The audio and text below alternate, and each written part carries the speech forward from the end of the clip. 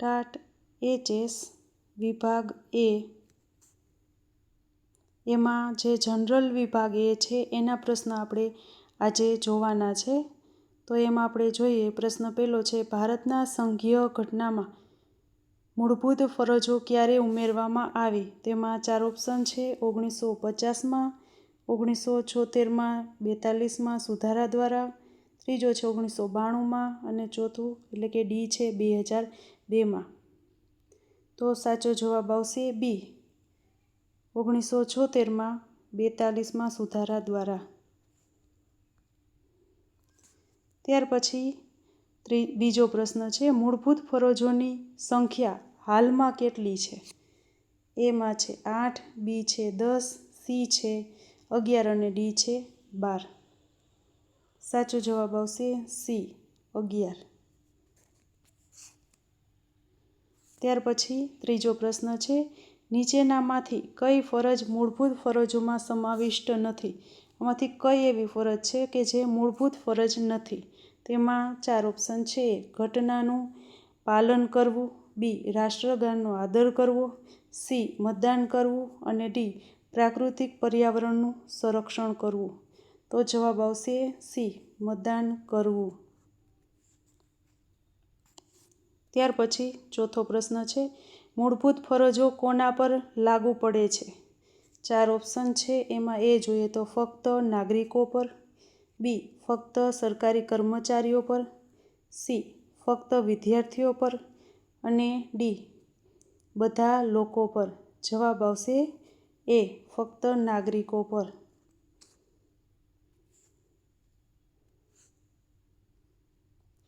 ત્યાર પછી પાંચમો પ્રશ્ન છે, સરસ્વતીચંદ્ર નામનું પ્રસિદ્ધ નવલકથા કોણે લખી છે?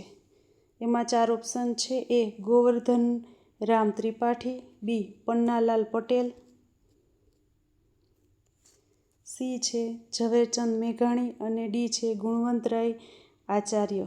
તો એમાં જવાબ આવશે એ, ગોવર્ધન રામ ત્રિપાઠી. ત્યાર પછી છઠ્ઠો પ્રશ્ન આપણે જોઈએ તો માનસની નામની કવિતા કયા ગુજરાતી કવિએ લખી છે? એમાં 4 ઓપ્શન છે. એ નરસિંહરાવ દિવેટિયા, બી ઉમાશંકર જોશી, સી સુંદરમ અને ડી પ્રેમાનંદ. તો એમાં જવાબ આવશે એ, નરસિંહરાવ દિવેટિયા.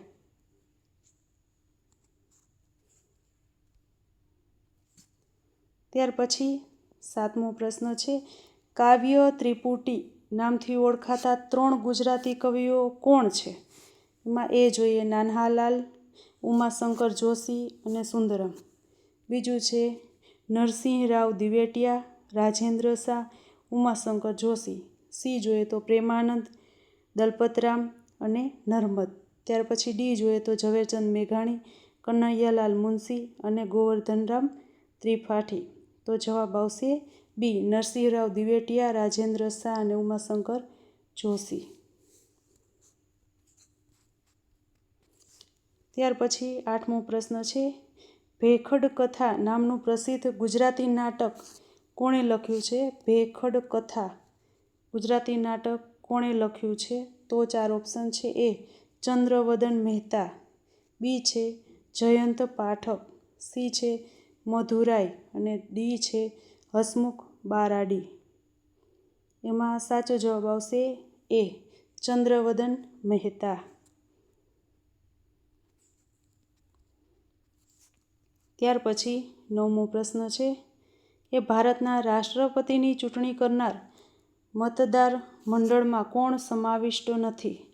એમાં 4 ઓપ્શન છે. એ લોકસભાના સભ્યો, બી રાજ્યસભાના સભ્યો, સી રાજ્ય વિધાનસભાના સભ્યો કે ડી વિધાન પરિષદના સભ્યો. તો જવાબ આવશે ડી, વિધાન પરિષદના સભ્યો. ત્યાર પછી 10મો પ્રશ્ન છે, ભારતમાં કયા રાજ્યમાં દ્વિસંદીય વિધાનમંડળ છે? તો 4 ઓપ્શન છે. એ ગુજરાત, બી મહારાષ્ટ્ર, સી રાજસ્થાન અને ડી છે મધ્યપ્રદેશ. સાચો જવાબ આવશે બી, મહારાષ્ટ્ર. ત્યાર પછી 11મો પ્રશ્ન છે, ભારતના નાણાં મંત્રાલય દ્વારા પ્રસિદ્ધ કરવામાં આવતું આર્થિક સર્વેક્ષણ સામાન્ય રીતે ક્યારે પ્રસિદ્ધ થાય છે? તેમાં 4 ઓપ્શન છે. એ 15 ઓગસ્ટ, બી 26 જાન્યુઆરી, સી બજેટ પહેલાં અને ડી છે વર્ષના અંતે. જવાબ આવશે સી બજેટ પહેલાં. ત્યાર પછી 12મો પ્રશ્ન છે, ભારતના ચૂંટણી આયોગની રચના કેવી રીતે થાય છે? તો 4 ઓપ્શન છે, એમાં જોઈએ એ રાષ્ટ્રપતિ દ્વારા નિયુક્તિ, બી સંસદ દ્વારા ચૂંટણી, સી સર્વોચ્ચ ન્યાયાલય દ્વારા નિયુક્તિ અને ડી વડાપ્રધાન દ્વારા નિયુક્તિ. તો એમાં સાચો જવાબ આવશે એ છે રાષ્ટ્રપતિ દ્વારા નિયુક્તિ. ત્યાર પછી 13મો પ્રશ્ન છે, ભારતનું પ્રથમ સ્વદેશી હાઇડ્રોજન ઇંધણ સેલ બસ કયા શહેરમાં શરૂ કરવામાં આવી?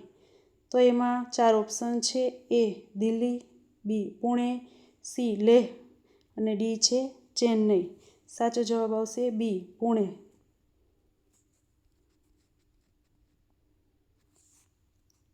ત્યાર પછી 14મો પ્રશ્ન છે, ઇસરો દ્વારા શરૂ કરવામાં આવેલ આદિત્ય L1 મિશનનો હેતુ શું છે? તેમાં 4 ઓપ્શન છે, એ ચંદ્રનો અભ્યાસ, બી સૂર્યનો અભ્યાસ, સી મંગળનો અભ્યાસ અને ડી છે શુક્રનો અભ્યાસ. તો જવાબ આવશે બી સૂર્યનો અભ્યાસ. ત્યાર પછી 15મો પ્રશ્ન છે, ડિજિટલ ઇન્ડિયા એક્ટ 2023નો મુખ્ય ઉદ્દેશ શું છે? 4 ઓપ્શન છે, એ જોઈએ તો ઇન્ટરનેટનો ઉપયોગ વધારવો, બી જોઈએ ડિજિટલ પ્લેટફોર્મ્સનું નિયમન, સી ડિજિટલ ભૂલાઓ અને સાયબર ગુનાઓ રોકવા, ત્યાર પછી ડી છે ડિજિટલ કરારોને કાયદેસર બનાવવા. તો જવાબ આવશે સી ડિજિટલ ભૂલાઓ અને સાયબર ગુનાઓને રોકવા. ત્યાર પછી 16મો પ્રશ્ન છે, ભારતમાં સેમિકન્ડક્ટર મિશનનો હેતુ શું છે? તેમાં 4 ઓપ્શન છે, એ જોઈએ તો સોલર પેનલ છે એનું ઉત્પાદન કરવું, બી સેમિકન્ડક્ટર ચિપ્સનું સ્વદેશી ઉત્પાદન, સી મોબાઈલ ફોન ઉત્પાદન અને ડી ઇલેક્ટ્રોનિક વાહન બેટરી ઉત્પાદન. જવાબ આવશે બી સેમિકન્ડક્ટર ચિપ્સનું સ્વદેશી ઉત્પાદન. ત્યાર પછી 17મો પ્રશ્ન છે, 2024 પેરિસ ઓલિમ્પિક્સમાં ભારતના ધ્વજવાહક કોણ હતા?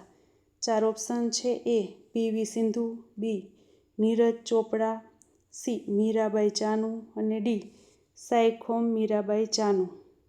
તો સાચો જવાબ આવશે બી નીરજ ચોપરા. ત્યાર પછી 18મો પ્રશ્ન આપણે જોઈએ તો કબડ્ડી વર્લ્ડ કપ 2024 કયા દેશે જીત્યો? એ જોઈએ આપણે, એ છે ભારત, બી છે ઈરાન, સી છે દક્ષિણ કોરિયા અને ડી છે પાકિસ્તાન. તો જવાબ આવશે એ ભારત. ત્યાર પછી 19મો પ્રશ્ન છે, 2024માં BCCI પ્રેસિડેન્ટ તરીકે કોણ ચૂંટાયા? તો 4 ઓપ્શન છે, એ સૌરવ ગાંગુલી, બી છે રોજર બિન્ની, સી છે જય શાહ અને ડી છે સુનિલ ગાવસ્કર. સાચો જવાબ આવશે સી જય શાહ.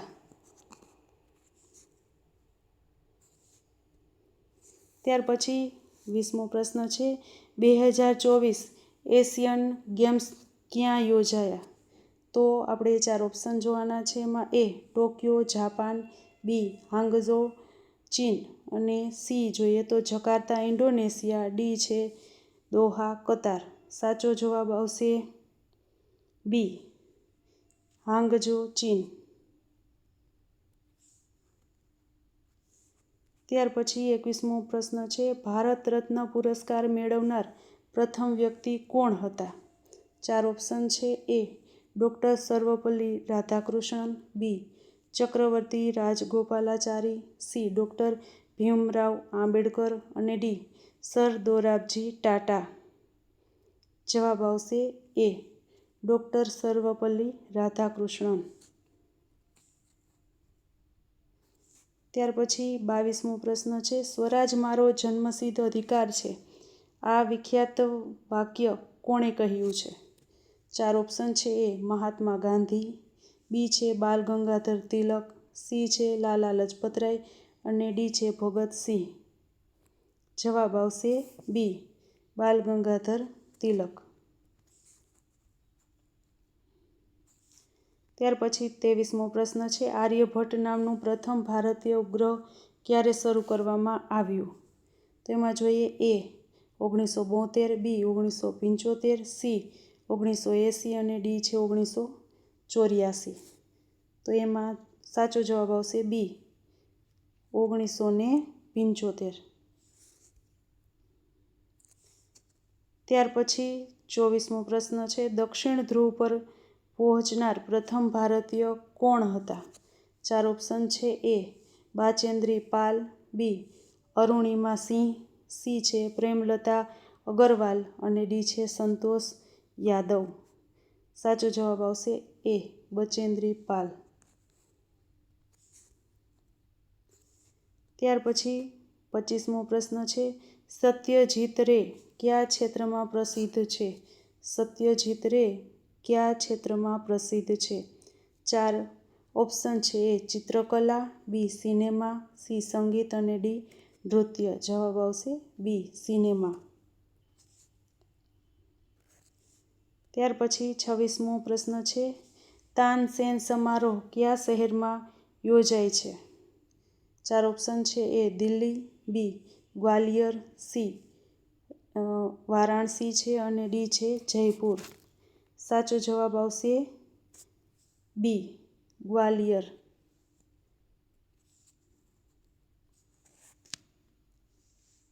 ત્યાર પછી 27મો પ્રશ્ન છે, કથક નૃત્ય શૈલી કયા રાજ્ય સાથે સંકળાયેલી છે? એ તમિલનાડુ, બી કેરળ અને સી જોઈએ તો ઉત્તર પ્રદેશ. ત્યાર પછી ડી છે ઓડિશા. સાચો જવાબ આવશે સી ઉત્તર પ્રદેશ. ત્યાર પછી 28મો પ્રશ્ન છે, પદ્મ વિભૂષણ પુરસ્કાર મેળવનાર પ્રથમ ગુજરાતી સંગીતકાર કોણ હતા? 4 ઓપ્શન છે. એ પંડિત ઓમકારનાથ ઠાકુર, બી પંડિત રવિશંકર, સી ઉસ્તાદ વિલાયત ખાન અને ડી પંડિત હરિપ્રસાદ ચોરાસિયા. જવાબ આવશે એ પંડિત ઓમકારનાથ ઠાકુર. ત્યાર પછી 29મો પ્રશ્ન છે, સ્વરાજ્યની માંગ કરનાર પ્રથમ ભારતીય રાજકીય સંસ્થા કઈ હતી? 4 ઓપ્શન છે. A Bharatiya Rashtriya Congress, B Muslim League, C home rule league અને ડી છે ગદર પાર્ટી. સાચો જવાબ આવશે સી હોમ રૂલ લીગ. ત્યાર પછી 30મો પ્રશ્ન છે, ભારત છોડો આંદોલન ક્યારે શરૂ થયું? ઓપ્શન છે. એ 1940, બી 1942, સી છે 1945 અને ડી છે 1947. સાચો જવાબ આવશે બી 1942.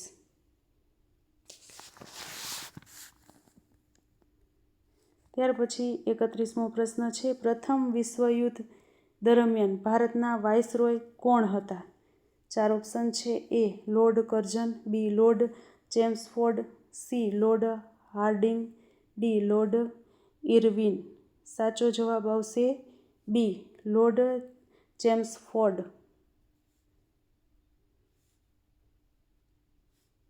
ત્યાર પછી 32મો પ્રશ્ન છે, સાયમન કમિશનનો બહિષ્કાર ક્યારે થયો?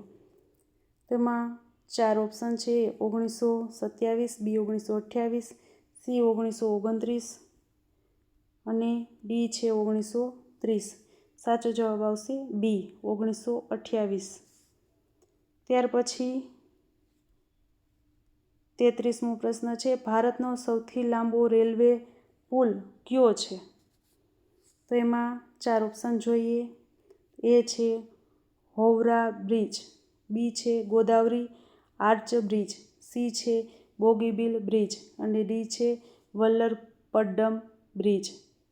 તો એમાં સાચો જવાબ આવશે સી બોગીબીલ બ્રિજ. ત્યાર પછી 34મો પ્રશ્ન છે સુંદરવન ડેલ્ટા કઈ નદીઓથી બનેલો છે?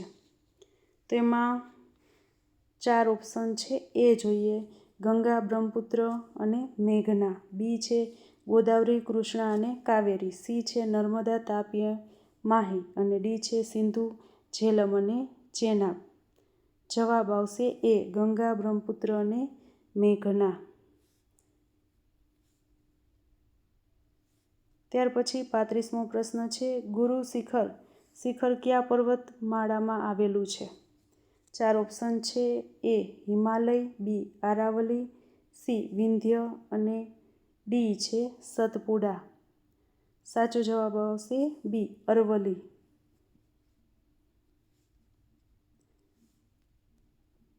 ત્યાર પછી 36મો પ્રશ્ન છે ભારતનું સૌથી મોટું મીઠા પાણીનું તળાવ કયું છે? તેમાં 4 ઓપ્શન છે. એ ચિલ્કા તળાવ, બી હુલ્લર તળાવ, સી લોનાર તળાવ અને ડી છે ડલ તળાવ. સાચો જવાબ આવશે બી હુલ્લર તળાવ. ત્યાર પછી 37મો પ્રશ્ન છે 2024માં ભારતનું જીડીપી વૃદ્ધિ દર કેટલો રહ્યો છે? તેમાં એમાં જોઈએ 6.5%, બી છે 7.2%, સી છે 7.8% અને ડી છે 8.2%. સાચો જવાબ આવશે સી 7.8%.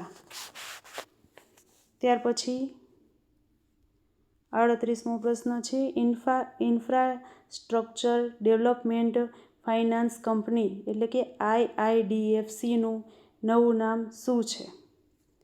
તો એમાં 4 ઓપ્શન છે. એમાં જોઈએ નેશનલ ઇન્ફ્રાસ્ટ્રક્ચર ફાઇનાન્સ કંપની, બી ઇન્ફ્રાસ્ટ્રક્ચર ડેવલપમેન્ટ બેંક, સી છે નેશનલ બેંક ફોર ઇન્ફ્રાસ્ટ્રક્ચર અને ડી જોઈએ ઇન્ફ્રાસ્ટ્રક્ચર ઇન્વેસ્ટમેન્ટ ટ્રસ્ટ. તો સાચો જવાબ આવશે બી ઇન્ફ્રાસ્ટ્રક્ચર ડેવલપમેન્ટ બેંક. ત્યાર પછી 39મો પ્રશ્ન છે 2024માં ભારતની વસ્તી કેટલી હતી? એ છે 1.35 અબજ, બી છે 1.40 અબજ, સી છે 1.45 અબજ અને ડી છે 1.50 અબજ. જવાબ આવશે સી 1.45 અબજ. ત્યાર પછી 40મો પ્રશ્ન છે digital personal data protection bill 2023નો હેતુ શું છે?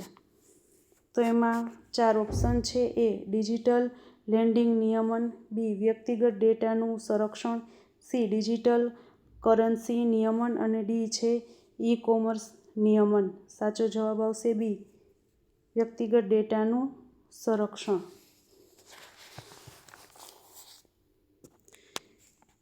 આ પ્રશ્નો છે તમને ઉપયોગી બની રહેશે એવી મારી આશા છે. અને જો તમને મારા વિડીયો ગમતા હોય તો લાઈક કરજો, શેર કરજો અને સબસ્ક્રાઈબ કરજો અને બેલ આઇકન છે દબાવજો જેથી તમને નોટિફિકેશન છે મળી રહે. Thank you.